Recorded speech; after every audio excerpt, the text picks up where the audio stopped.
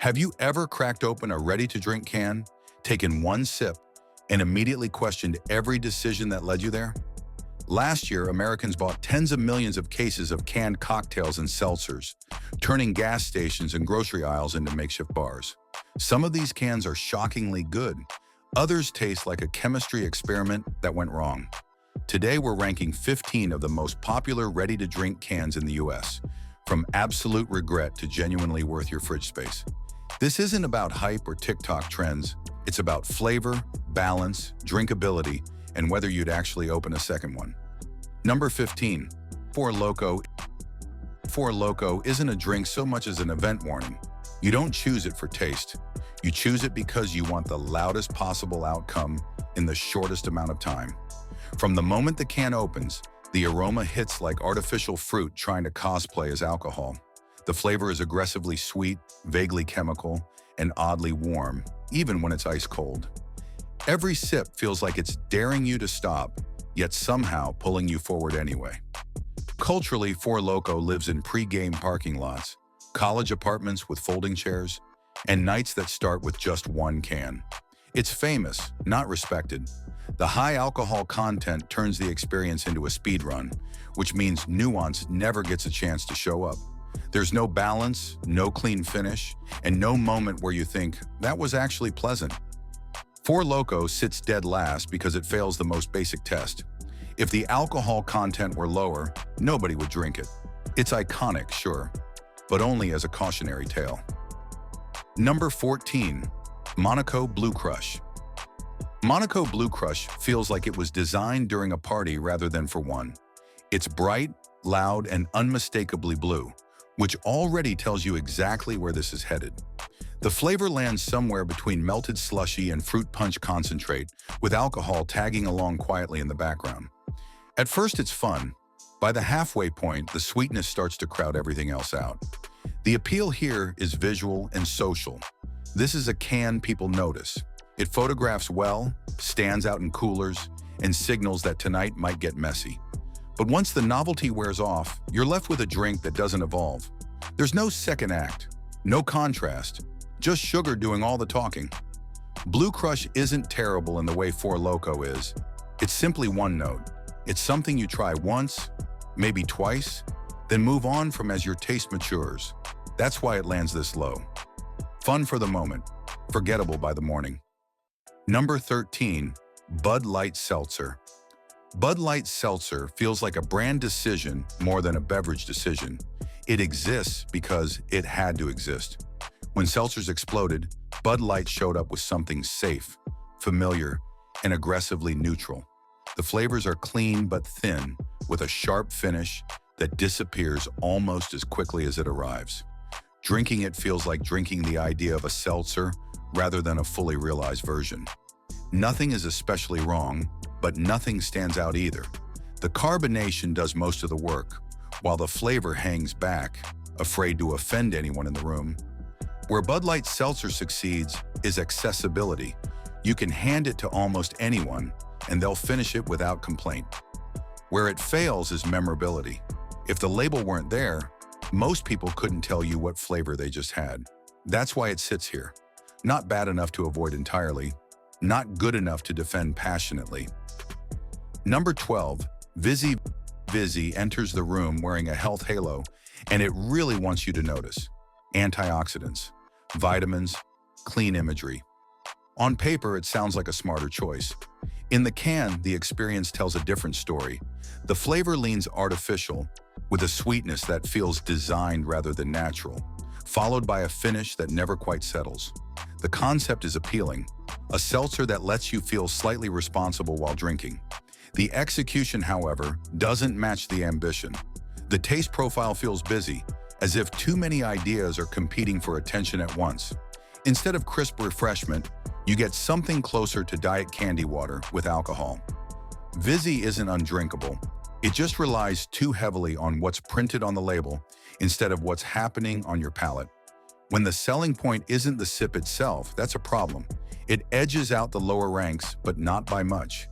If you're still with me, hit like so the algorithm knows you have taste, subscribe for more rankings like this, and drop your hottest RTD take in the comments, because I know someone's favorite just caught a stray.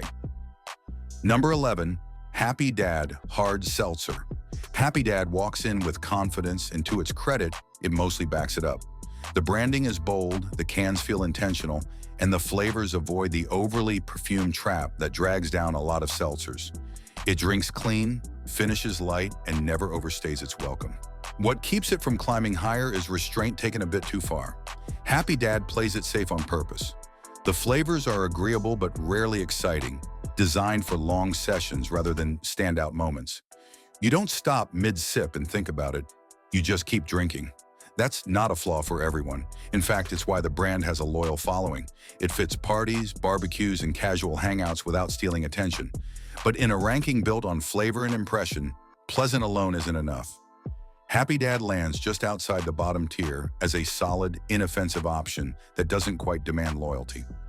Number 10, Simply Spiked Lemonade. Simply Spiked feels like the friend who shows up overdressed for a casual hang.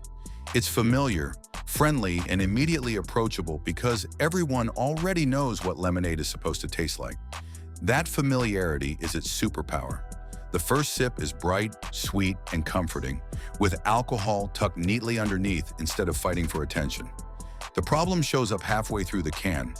The sweetness that felt inviting at first starts taking over the conversation.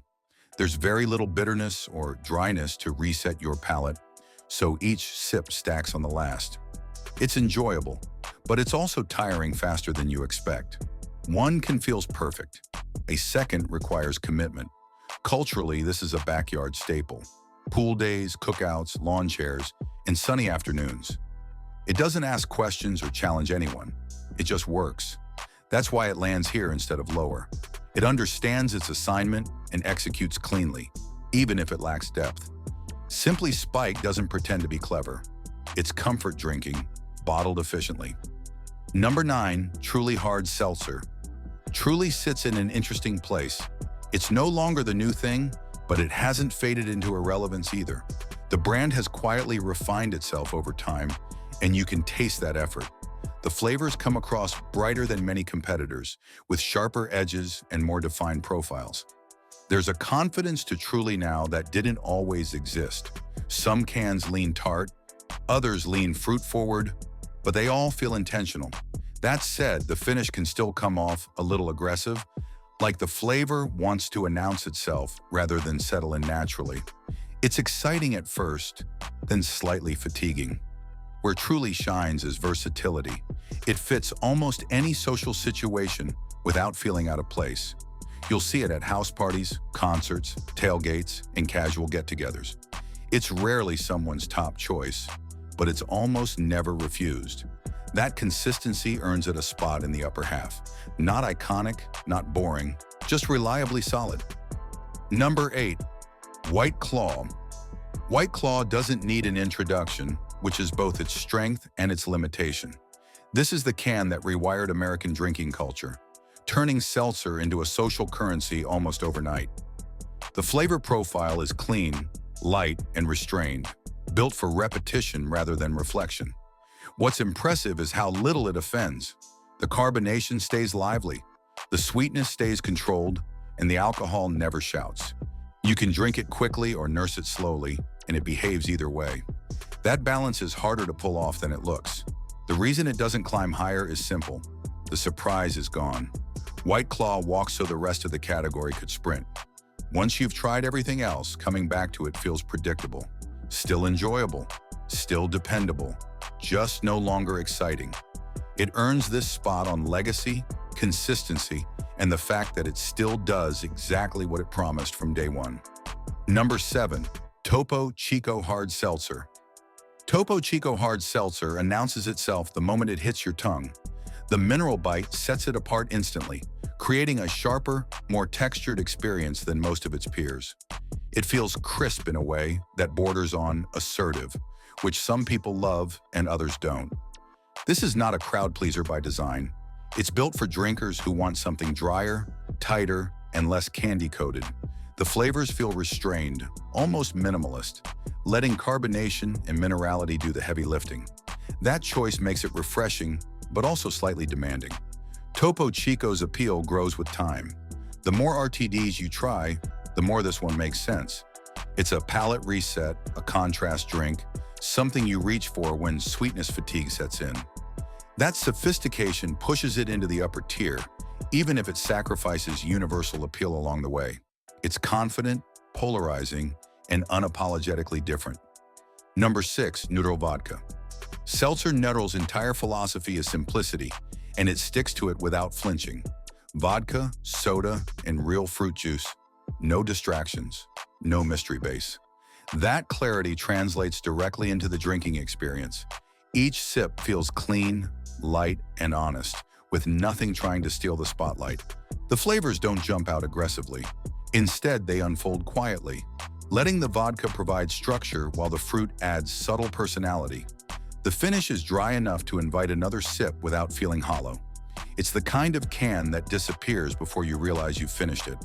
What really elevates neutral is trust. You know what you're getting, and your body seems to agree with it. It feels less engineered, less synthetic, and more adult without drifting into pretension. This is the RTD you bring when you don't want to explain your choice. It just works. That effortless reliability earns it a spot just outside the top 5. Number 5, Ranch Rider Ranch Water. Ranch Rider doesn't feel like it was engineered in a boardroom. It feels like someone got tired of overly sweet cans and decided to fix the problem properly. Tequila, sparkling water, real lime. That's the entire pitch, and the confidence to stop there is exactly why it works. The first sip is crisp and cutting, with lime that tastes like it came from an actual fruit instead of a lab. The tequila shows up just enough to remind you this is a cocktail, not a flavored soda pretending to be one.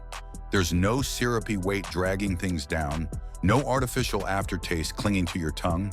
It finishes clean, slightly dry, and oddly refreshing in a way most RTDs never achieve. Ranch Rider thrives in slower moments. Porch chairs, sunset conversations, grilling without music blasting. It's not flashy, and it doesn't chase mass appeal. That restraint makes it feel grown. You don't drink it to keep up with the group. You drink it because it tastes right. That authenticity earns it a strong spot in the top 5. Number 4, the Finnish Long Drink. The long drink feels like discovering a shortcut you weren't supposed to know about. It doesn't taste like anything else in the RTD space, and that's immediately apparent. The citrus leans grapefruit forward, but not aggressively bitter. It's bright, slightly herbal, and layered enough to stay interesting from start to finish. There's a structure here that feels deliberate. The carbonation is softer, the sweetness restrained, and the alcohol integrated instead of floating on top. Each sip carries momentum rather than fatigue.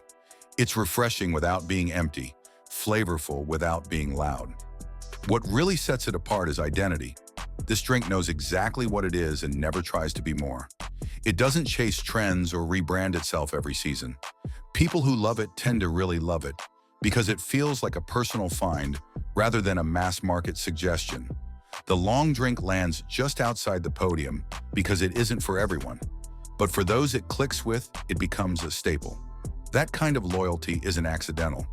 Number 3, Surfside iced tea plus vodka. Surfside understands timing. It shows up when people want something relaxed but not boring, familiar but not childish. Vodka and iced tea sounds simple, almost too obvious. Yet that's exactly why it works so well. The flavor hits a comfortable middle ground, lightly sweet with tea tannins giving it shape. This is an all-day drink without tasting like one. The tea brings depth, the vodka stays out of the way, and the balance never tips too far in either direction. You can sip it slowly or drink it fast, and it behaves either way. Surfside shines in daylight settings. Golf carts, beach walks, tailgates that start before noon. It doesn't try to dominate the moment, it supports it. That subtlety makes it dangerous in the best way. It earns third place because it nails drinkability without sacrificing character. It's easy but not empty, relaxed but not lazy. That's a hard line to walk, and Surfside walks it cleanly. Number 2, Cutwater. Cutwater doesn't whisper, it announces itself. From the first sip, you know this is bar-strength energy in a can. The flavors are bold, sometimes messy, often intense, and completely unapologetic about it. Margarita, Mai Tai, Tiki variations. These aren't hints of cocktails. They are cocktails. There's weight here. The alcohol presence is unmistakable, which makes Cutwater feel more like a shortcut to a night out than a casual sip. One can replace 2 drinks easily. That power is part of the appeal and part of the risk. What keeps Cutwater from the top spot is consistency. Some cans are outstanding. Others feel like they overshot the mark. It's a brand built on ambition, and ambition doesn't always land cleanly. Still, when Cutwater hits, it hits hard. It delivers an experience most RTDs can't touch. That boldness earns it the silver medal, even if it occasionally stumbles on the landing. Number 1, High Noon. High Noon didn't win by being loud. It won by being precise. Vodka, real fruit juice, soda water. Nothing extra, nothing missing. Every flavor feels intentional, clean, and repeatable in a way that's deceptively difficult to achieve. The taste profile is crisp without being sharp, flavorful without crossing into sweetness overload. The vodka provides structure, the fruit tastes natural, and the finish stays dry enough to invite another sip. It's satisfying without demanding attention, which is exactly why people keep coming back. High Noon fits everywhere. Pool days, dinners, casual nights, social events where you want alcohol but not consequences. It aligns perfectly with how people drink now, not how brands wish they drank. That adaptability paired with consistent quality is why it takes the crown. High Noon doesn't chase trends. It is the trend. And more importantly, it earns that status every time the tab pops open. So that's the lineup. From regret in a can to drinks that actually deserve cooler space. Some chased hype, others chased balance, and a few understood what people really want when they crack one open. If your favorite landed lower than expected, sound off. And if you discovered a new go-to, don't gatekeep. Drop it in the comments and let the arguments begin.